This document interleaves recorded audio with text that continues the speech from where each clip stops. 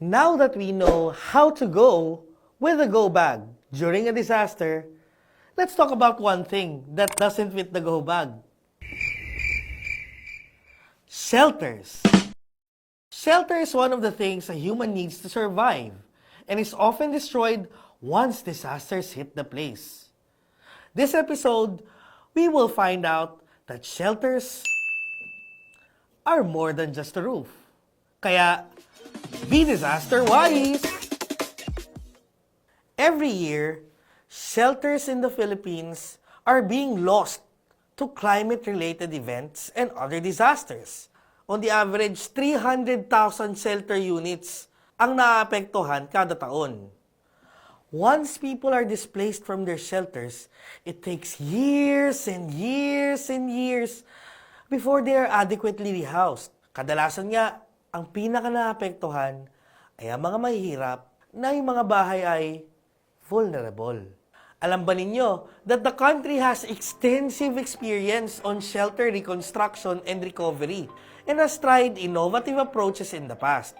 For instance, the government has provided cash subsidies to households to manage the reconstruction of their communities. Noong 2006, ginsaugon landslide operation sa Southern Leyte, unang nakapagbigay ng full shelter assistance ang Philippine Red Cross. For almost 20 years, nakapagbigay na ang Philippine Red Cross ng halos 170,000 shelter assistance sa mga pamilya na naapektuhan ng mga iba't ibang disasters.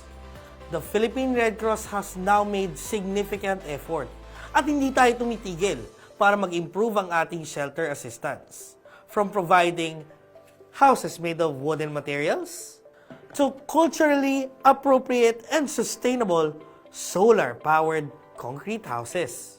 Higit pa dito, ang Philippine Red Cross ay nagsasagawa ng safe shelter awareness sa lahat ng kanyang beneficiaries. This training aims to impart knowledge about hazards, yung exposures nila, at yung posibleng maging impact sa kani-kanilang mga buhay.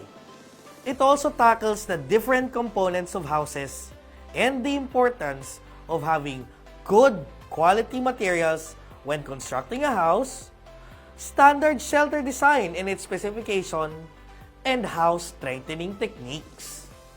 The PRC provides support to the most vulnerable families affected by disasters not only during the emergency phase, but also throughout the recovery phase of disasters by providing the shelter program. See you next time. Pangalagaan ang mga bahay at laging maging disaster wise.